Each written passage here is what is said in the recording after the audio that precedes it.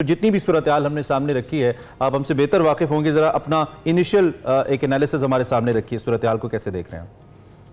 बस एक लफ्ज़ में कि अल्लाह मेरी वालदा के और बल्कि वालिदैन बहन भाइयों के दर्जात बुलंद करे। जब मैं सुबह ये आपके साथ शो में कभी बैठता भी हूँ तो सामने ही कमरा मेरी वालदा का है और उधर वो टीवी लगा के बैठ जाती थी। अल्लाह कि चलें जी, बेटा इधर से आ रहा है। अब आप मुझसे सवाल करें ताकि मैं भी ये कहना चाहता हूँ कि यकीनी तौर पे उनकी दुआएं और वो नज़र जो रहमत भरी नज़र है वो हमेशा रहेगी, वो रहती है। तो अगले जान में अल्लाह उनके लिए आसानियाँ फरमाए। सवाल मेरा सर ये कि जितनी भी हमने ख़ास तौर पे ये मुज़ाकरात और उसके बाद जोड़ तोड़, मेंगल साहब का इस्तीफ़ा, आप सियासी रुख क्या देख रहे हैं, किस जानिब जा रही है सियासत? एक ओवरऑल एनालिसिस हमारे सामने रखिए ना। बेरहम होती है हमारी सियासत, उसमें आपको कोई सियासी रहनुमा इस तरह का नहीं मिलेगा जो हम आइडियल करते हैं, आइडियलाइज करते हैं कि जी ये इनको मुल्क की फिक्र है और ये दर्द में मौजूद हैं। अताउल्लाह मेंगल के साहबजादे अख्तर मेंगल साहब वही सियासतदान है जैसे बाकी सियासतदान हैं। उन्होंने बलूचिस्तान की फिक्र की बात की, इसमें कोई शक नहीं, करनी भी चाहिए। जिस सूबे से नुमाइंदगी लेके आते हैं वहाँ की लीडरशिप उनके पास है, उन्हें करनी चाहिए। लेकिन आज नहीं तो ये कल मामला मेरे हिसाब किताब में सेटल हो जाएगा। बलूचिस्तान के ऊपर तकरीरें भी होंगी, गुफ्तगू भी होगी। और मौलाना फजलुर रहमान का आपने जिक्र किया, आप देखें कि कितना प्रेशर पीटीआई पहुंची, प्रेसिडेंट पहुंचे, प्राइम मिनिस्टर पहुंचे, और कल उन्होंने जो तकरीर की उन्होंने कहा कि अब आप फॉर्म 45 और 47 से बाहर आ जाए। तो उन्होंने पार्लियामेंट को तस्लीम कर लिया ना कि भाई इस गुफ्तगू से बाहर निकले, अब अगले मामला चलने चाहिए। और यही बात इमरान खान साहब और उनकी पार्टी के समझने की है कि आपको याद होगा कि उस वक्त मौलाना फजलुर रहमान 2018 में नहीं आना चाहते थे असम्बलियों में, और उनको जरदारी साहब ने और बाकी सब ने कायल किया कि नहीं, हमें बैठ के किरदार अदा करना चाहिए। आज जब वो नाराज भी हैं, इसके बावजूद उन्होंने पार्लियामेंट की हकीकत को तस्लीम किया। देखिए, एक होता है इनकलाब जो आप ताकत के जोर पे लाते हैं और आप वो नहीं ला सके, 9 मई को भी नहीं ला सके और बाद में भी नहीं ला सके। आपने वोट लिया, अब पार्लियामेंट आ चुकी, आपके वोट का हिसाब किताब पार्लियामेंट के अलावा तमाम अदालतों में चलता रहेगा। सुप्रीम कोर्ट में उस दिन चुके जो जस्टिस जमाल बंदूखेल के चचा फौत हो गए थे, तो ट्रिब्यूनल्स का होगा। और मैं ये कई दफा कह चुका कि जिस दिन रिपोर्ट आएगी चीफ इलेक्शन कमिश्नर और chief justice Lahore high court की मुलाकात की, जो कहा गया था कि बामानी बामकसद मुशावरत करें, तो वो हो चुकी है। और बहुत सारे लोगों ने खबरें दी थी कि लड़ाई झगड़ा बड़ा मौजूद है, कुछ भी नहीं है ऐसा। इमीकेबली वो ट्रिब्यूनल्स बन जाएंगे क्योंकि सुप्रीम कोर्ट ने मना किया हुआ, वरना नोटिफाई हो चुके होते। अब जब वो छुट्टियों के बाद बेंच बनेगा तो जो जिस ट्रिब्यूनल से बहुत सारे ने उम्मीदें बांधी हुई हैं वो उम्मीदें टूट जाएंगी, क्योंकि वो कोई किसी एक के फेवर में या किसी के खिलाफ नहीं है। वो इंसाफ करेंगे ट्रिब्यूनल्स, हाई कोर्ट के जजेस होंगे और वो फैसले करेंगे। यहाँ असल में हर चीज को सोशल मीडिया के ताबे करने के बाद लोग समझते हैं कि पता नहीं क्या हो जाएगा। मौलाना फजलुर रहमान ने वो सियासी हकीकत बयान किया है जो मैंने आपसे कही कि सियासतदान अपना मफाद देखता है, और होना भी चाहिए। सब सियासी जमातें अपना देखती हैं। पाकिस्तान वाली कहानी जो है ना, वो मेरे और आपके लिए, हम आप रोज बात करते हैं कि जी आम आदमी पिस गया, फलाना हो गया, ये उस वक्त तक दर्द होता है जब तक आप अपोजिशन में हो। बिल्कुल ठीक है। अच्छा, ये दर्द खत्म हो जाता है जब आप, ये सब लोग आम आदमी हैं भी तो नहीं, आम आदमी की क्या बात है। मैं इसीलिए कह रहा हूँ आमिर साहब, ये जो पिछले कुछ दिनों से हम मुज़ाकरात की बातें सुन रहे हैं, गर्दिश कर रही हैं, अब राना सनाउल्लाह भी यही कह रहे हैं कि पहले तो काफ़ी तजाद भी पाया गया मुस्लिम लीग नून के अंदर खुद भी कि पाकिस्तान तहरीक इंसाफ से मुज़ाकरात की बात नहीं की गई स्पेसिफिकली, लेकिन अब ये क्लियर किया गया है कि नवाज शरीफ साहब जो हैं गैर मशरूत मुज़ाकरात चाहते हैं पाकिस्तान तहरीक इंसाफ से भी और दीगर जमातों से भी मुल्क की बेहतरी के लिए। क्या लगता है आपको, पाकिस्तान तहरीक इंसाफ भी कुछ संजीदगी का मुजाहरा करेगी अगर इस तरह से मुज़ाकरात की कोई ऑफर उन्हें दी जाती है और बातचीत की जाती है? कतन नहीं, वो अपनी मजबूरी के तहत करेंगे। ये बड़ा सख्त लफ्ज है कि अपनी मजबूरी का मैं कह रहा हूँ, क्योंकि वो भी नहीं मान रहे ना। वो कहते हैं जी हमें हमारी हुकूमत दो, 180 MNA दो हमें। जब 180 हमारे होंगे तो खवातीन की नशिस्तें हमारी होंगी, 2/3 मेजॉरिटी हमारी कौमी असम्बली में हो जाएगी। अब ये ख्वाब और हकीकत में बड़ा फर्क है, उस तक आने के लिए बहुत टाइम है। ये मौलाना फजलुर रहमान का एतमाद ही हासिल नहीं कर सके मुकम्मल तौर पे कि वो स्ट्रीट एजिटेशन में उनके साथ, उन्होंने कहा जी हम पार्लियामेंट में आपके साथ अपोजिशन में बैठेंगे, और ये भी तब तक है जब तक वो हुकूमत में नहीं आ जाते, क्योंकि सबकी अपनी अपनी लिस्टें होती हैं, अपनी अपनी विशेष होती हैं। तो ये कोई ऐसी चीज नहीं है। बानी पीटीआई को सोचना चाहिए, जो फौज की तरफ से 7 मई को ऑफर की गई थी उस पर बहुत सारे लोग बहस करते हैं कि जिसने प्रेस कॉन्फ्रेंस की उसे छोड़ दिया। तो यही ऑफर तो इमरान खान साहब के लिए है ना, कि आपने चूंकि उनके ऊपर इल्जाम है और अभी जनरल फैज हमीद की समरी ऑफ एविडेंस तैयार होके अब उन गवाहों को तलब करना शुरू किया जा चुका हुआ है। मिलिट्री के जो इन्वेस्टिगेटर्स हैं वो बुला रहे हैं कि जी हाँ आपका क्या ताल्लुक था, आपका क्या था, वो बारी बारी काम शुरू हो गया है। तो उससे पहले कि इनकी तलबी हो जाए फिर मसला बहुत ज्यादा हो जाएगा। तो रास्ता सियासी है, चाहे वो महमूद अचकजई के जरिए निकाल लें या वो पब्लिकली एक अनकंडीशनल, जिसको माफी कहते हैं, कि चूंकि आपने एक नौजवान नस्ल को तैयार किया है पाकिस्तान की फौज के खिलाफ, इसलिए ये कहा जा रहा है कि आप उससे पीछे हटेंगे, लोग भी पीछे हटेंगे। जबरदस्ती लोग नहीं पीछे हटा करते, जो कानून है वो उन्हीं की मानेंगे। मौलाना ने सियासी तौर पे अपना नुक्ता नजर अगर कुछ बदला है या उसमें कोई तरमीम की है, लेकिन उसके साथ साथ जो एस्टैब्लिशमेंट की तरफ उनका रवैया है पिछले कुछ अरसे से ज्यादा सख्त है, आपको पता है, उसमें वो सख्ती रही है। कल फ्लोर ऑफ द हाउस पे भी उन्होंने कहा है कि सियासतदानों को गैर जरूरी समझना बड़ी हमाकत है और अमृत धारा ना समझे खुद को। ये सारे इशारे उनके एस्टैब्लिशमेंट की तरफ थे। तो हुकूमत को तो तहरीक इंसाफ कहती है कि एस्टैब्लिशमेंट की नुमाइंदा हुकूमत है, उसकी आशीर्वाद से बैठी हुई है, और दूसरी जानिब अब अगर मौलाना उसके पलड़े में अपना वजन डाल रहे हैं तो वो अपनी एस्टैब्लिशमेंट के हवाले से लाइन बरकरार रखे हुए हैं। तो इस पॉलिटिक्स को आप कैसे देख रहे हैं? मौलाना फजलुर रहमान को अपनी बात करना भी आती है, मैसेज देना भी आता है, खूबसूरत अल्फाज का इस्तेमाल भी आता है, और जब उन्होंने दबाव डालना हो तो लहजे में सख्ती भी आती है। लेकिन वो गैर पार्लिमानी अल्फाज इस्तेमाल नहीं किया करते। वो गुस्से में भी आके अपने लहजे पे उस हद तक काबू रखते हैं कि कोई बुरी बात ना निकल जाए।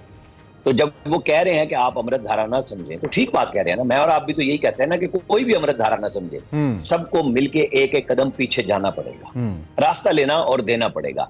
ये अगर सियासतदानों के लिए है तो ये अदलिया के लिए भी है, ये फौज के लिए भी है। सब अपने अपने इकदामात से बहुत आगे जा चुके हैं और नहीं होना चाहिए। सबको सोचना चाहिए कि पाकिस्तान है तो सब कुछ है। तो ये चीजें उसके अंदर पाकिस्तानी अवाम अगर नहीं सोचते तो कम से कम खुदा के लिए आप सोच लें, जहां उनके लिए रहने की, जिंदा रहने की गुंजाइश खत्म तर होती जा रही है। तो अगर ये डायकोटमी ऑफ पावर्स की बात कर रहे हैं, सब इदारों को अपनी हुदूद में रहना चाहिए, लेकिन अमल दरामद किसने करवाना है? कोई भी तो तैयार नहीं है। किसी को भी नहीं लगता कि वो अपनी बाउंड्रीज जो है या अपनी हुदूद जो है वो क्रॉस कर रहा है। सबसे पहले तो सियासतदानों को अपने आप को ठीक करना होगा ना। यानी आज नवाज शरीफ, इमरान खान, मौलाना फजलुर रहमान, महमूद अचकजई की एक मुस्तकिल पॉलिसी है। वो अगर कल नवाज शरीफ के साथ थे तो एक असूल के तहत थे कि जब वो हिज़्ब इख्तलाफ में थे या हुकूमत में थे, उनकी एस्टैब्लिशमेंट के साथ एक टकराव की सूरत हाल मौजूद थी और अचकजई वहां थे। आज अचकजई का ख्याल ये है, मैं उनकी कोई वकालत नहीं कर रहा, लेकिन एक सियासत का असूल है उनका कि वो उस लिहाज से दूसरी तरफ खड़े हो जाते हैं। बहुत सारे साथियों ने भी इस तरह लाइन ली भी है। और असल बात यह है कि जब ये लोग बैठे, इमरान खान साहब अपना इख्तियार किसी को दें, चाहे वो अपनी हमशीरा को दें, चाहे अपने किसी लीडर को दें, कि बात कौन करेगा उनके बिहाफ पे, तो रास्ते बनेंगे, उससे सियासत भी खुलेगी उनकी। क्योंकि ये जो इस वक्त लोगों के अंदर पसमुर्दगी है ना, लोगों ने चाहत बहुत होगी। वो चाहत 2018 में नवाज शरीफ के लिए भी बहुत थी, लेकिन नवाज शरीफ ने पाकिस्तान के इदारों पे चढ़ाई नहीं कर दी थी। उन्होंने 17 की नाअहली के बाद जो फिर जेल भी भुगती, सजाएं भी हुई, उन्होंने एक खास लेवल पे जाके ब्रेक लगाई। अच्छा, लोगों को नहीं चाहा। साहब ये बात माफी या अनकंडीशनल माफी की बात है, जी कर ले। मैं ये कह रहा हूं कि ये वो चीजें हैं जो खान साहब के भी सीखने की हैं। वो जो दूसरों को धमका के, डरा के अब तक सियासत कर रहे थे ना, अब उनको समझ आ गई है कि उनकी बात उस तरह नहीं ली जा रही, तो रास्ता बनाना पड़ेगा। अच्छा, ये जो माफी की बात है, एक तो ये है कि जी अनकंडीशनल माफी है, जी माफी मांगे अपने रवैये के ऊपर, और दूसरा तहरीक इंसाफ अगर आके रऊफ हसन के जरिए मुज़ाकरात की बात कर रही है और ये कह रही है कि मुज़ाकरात जरूरी है और बाकायदा फौज का एस्टेब्लिशमेंट का नाम लेके कर रही है, तो इसका मतलब तो यही है ना कि ये तहरीक इंसाफ की टॉप लीडरशिप, यानी कि खान साहब की तरफ से ही मैसेज आ रहा है कि जी आप कहें उन्हें कि हम बात करना चाहते हैं। तो क्या माफी बातचीत से पहले होना किसी और की जिद है और उसका नुकसान वो नहीं होगा, जिस तरह हम कहते हैं कि तहरीक इंसाफ की इमरान खान की जिद का नुकसान हो रहा है मुल्क को, तो इसका नुकसान नहीं होगा? फिर किसी एक फरीक को भी फिर थोड़ी लचक तो दिखानी चाहिए अगर बातचीत ही करनी है तो। या तो ये कि दरवाजा बंद हो चुका है, I don't know about that option as well. इस पे जरा क्या देखिए, रऊफ हसन का नाम आपने लिया, मैं इमरान खान का लेता हूँ। वो रोज कहते हैं, आज भी उनकी पेशी है, आज भी वो यही कहेंगे कि मैं तो उनसे बात करूंगा। और उनकी बाकी मीडिया से तक बात एक्सेस करने नहीं के है लिए ना, मैं- रऊफ हसन उनकी जरा तर्जुमानी करते हैं, इसलिए मैंने उनका नहीं नाम नहीं नहीं, देखें जी, मीडिया की एक्सेस को मैं तो बिल्कुल समझता हूँ। हमारे रिपोर्टर इमरान असगर रोजाना की बुनियाद पे जो हेयरिंग हो या वीकली हो वो उसमें मौजूद होते हैं। जी जी हम रिपोर्ट करते हैं और कल इमरान खान ने वो बाकायदा इमरान असगर ने पूछा कि आप हमारी रिपोर्टिंग की रोजाना तारीफ करते हैं, हमने कौन सी चीज रोकी? उन्होंने कहा नहीं, मुझे पता है यहाँ बैठे हुए लोग कुछ मखसूस चीजें नहीं जाने देती, लेकिन हमें पता है कि हम हर चीज बगैर किसी फियर के रिपोर्ट करते हैं और वो छपती है। उन्होंने एक दिन स्पेशली पूछा कि ट्रिब्यून में ये फिक्रा छपा है? इमरान ने कहा जी ये छपा हुआ है, अगर मैं खबर ला सकता अंदर तो मैं आपको देता। और कुछ दिन बाद उन्होंने कहा हाँ मैंने ट्रिब्यून की रिपोर्टिंग देखी है, बहुत अच्छी है। अब वो इमरान असगरी रिपोर्टर है ना जी। आप समझे कि खान साहब बराह रास्त कब से कह रहे हैं कि मैं बात करना चाहता हूं, फिर फ्रस्ट्रेशन का शिकार होते हैं। कभी वो मीर जाफर कह देते हैं, कभी वो कहते हैं कि आपसे बड़ी फौज खुद है आप, यानी कल जनरल आसिम मुनीर को उन्होंने फिर चैलेंज किया। वो जब देखते हैं कि कोई रास्ता बनता है, एक तरफ उन्होंने मिलिट्री कोर्ट की कस्टडी का खौफ, आपको याद होना चाहिए जनरल फैद अमीर की गिरफ्तारी से पहले जाहिर किया था, जिस दिन उन्होंने कहा कि ये हमारे सब पे सलार हैं, हम बात करना चाहते हैं लेकिन मुझे खदशा है कि ये मुझे मिलिट्री कोर्ट में ले जाएंगे। खान साहब के जराए ठीक चल रहे थे ना उस वक्त तक, ना जेलर पकड़ा गया था, डिप्टी सुपरिटेंडेंट जो उनके साथ मौजूद था अकरम, और जब वो पकड़े गए तो अब वो खदशात हाई कोर्ट तक में आ गए हैं। तो चीजें इंफॉर्मेशन जब तक जाती रही, वो रोजाना की बुनियाद पे और बात कर रहे थे, अब उनकी लीडरशिप भी मिल रही है। मैं नहीं समझता कि मैं कोई इस बात में कहूं कि बड़ी तस्हीक है इसमें। आपको आप जो इशारा कह रहे हैं ना कि किसी और की जिद, आप फौज का नाम ले, क्योंकि अब बराह रास्त गुफ्तगू हो रही है। फौज ने तो बड़ा खुल्लम खुल्ला कहा है कि हमारे पास शवाहिद हैं। अब यहाँ हमारी अदालतें पब्लिकली दी गई वीडियो एविडेंस पे अगर किसी को बंद नहीं कर रही, सजा नहीं दे रही, तो आप जिसकी मिसाल बरतानिया के देते हैं, वहां सोशल मीडिया पे, ट्वीट्स पे, एक्स पे जो बात करते हैं, 10-10 साल सजाएं दी हैं, तो फिर मिलिट्री कस्टडी ही रह जाएगी ना, फिर आगे चल के वो भी वो असल में नाम बराह रास्त हम इसलिए नहीं लेते ना, बाज़ औक़ात फैसले इदारों में भी इंडिविजुअल्स के चल रहे होते हैं और बदनाम इदारा हो रहा होता है। फैज हमीद की एक मिसाल है कि फैसले वो कर रहे थे कुछ ऐसे जिससे पूरे इदारे के ऊपर फिर नाम आ रहा था, तो इसलिए मेरे ख्याल में एज अ होल इदारे का नाम लेना समटाइम्स नहीं, मैं आपको बताता हूँ, उस वक्त जनरल बाजवा सब कुछ करा रहे थे। फौज का ये फैसला था कि वो अपने आर्मी चीफ को इस ट्रायल में नहीं लाएगी, लिहाजा उनका एक टॉप सिटी का केस लाके और बाकी पोस्ट रिटायरमेंट पे डाल दी गई बात है। मैं और आपसे कोई चीज छुपी हुई है कि जनरल बाजवा क्या कह रहे थे, और उसके बाद इंटरव्यूज दिए उन्होंने, जब एक्सटेंशन दूसरी दफा नहीं मिली तो वो बहुत सारे जराइम उन्होंने तस्लीम किए। तो क्या डीजी आईएसआई और डीजी आईएसपीआर ने प्रेस कॉन्फ्रेंस नहीं की थी कि हम सियासत में थे, अब हमने बतौर इदारा पॉलिसी बनाई है कि हम साथ नहीं चलेंगे। जब वो पब्लिकली आके कह चुके तो उसके बाद जनरल फैज ने जो इकदाम बतौर कोर कमांडर किए वो भी छोड़ दिए गए हैं टॉप सिटी के अलावा, लेकिन उनकी पोस्ट रिटायरमेंट को तो लिया है, लिहाजा बहस तो होगी, गुफ्तगू तो होगी। हम ना किसी शख्सियत के खिलाफ बात कर रहे हैं, ना इदारे अपने फौज के खिलाफ बात कर रहे हैं, लेकिन जब हमें हकायक का तज्जिया करना है तो हम उसको इसी तरह ला सकते हैं ना कि जनाब, जब इमरान खान साहब कहते हैं कि मुझे वो दोबारा गोद में लिया जाए, प्यार दिया जाए फौज का, फौज कहती है सब कुछ है, लेकिन आपने जो जुर्म किया ना उसको तस्लीम करें। वो जो प्रेस कॉन्फ्रेंसों की मैं बात कर रहा था, वो एक तरफ सबको सहूलत थी तो इनको भी है। सही है। अच्छा आमिर साहब, दूसरी जानिब अगर हम देखें तो वो गवर्नर खैबर पख्तूनख्वा फैसल करीम कुंडी जो हैं वो एक बार हमारे प्रोग्राम में भी और अब हर जगह पे मशवरा दे रहे हैं कि वज़ीर आला अली अमीन गंडापुर जो हैं एतमाद का वोट लें। इस पर आप क्या कहेंगे? और इसके साथ ही जो अली अमीन गंडापुर को गिरफ्तार करके पेश करने का हुक्म दिया गया है, क्या ये जो वारंट गिरफ्तारी है इनका कोई 8 सितंबर के जलसे से भी ताल्लुक है? इन दोनों चीजों का बताइएगा। इन दोनों में कुछ भी कहानी नहीं है। देखें, जाती राइवलरी मौलाना फजलुर रहमान, अली अमीन गंडापुर और फैसल करीम कुंडी की है। तीनों एक हल्के से इलेक्शन लड़ते हैं, ठीक है, एक जीत गए, 2 हार गए। और ये वैसी कहानी है जैसे पीटीआई कहती है शहबाज शरीफ को ये करना चाहिए, पीपल्स पार्टी कहती है वो करना चाहिए।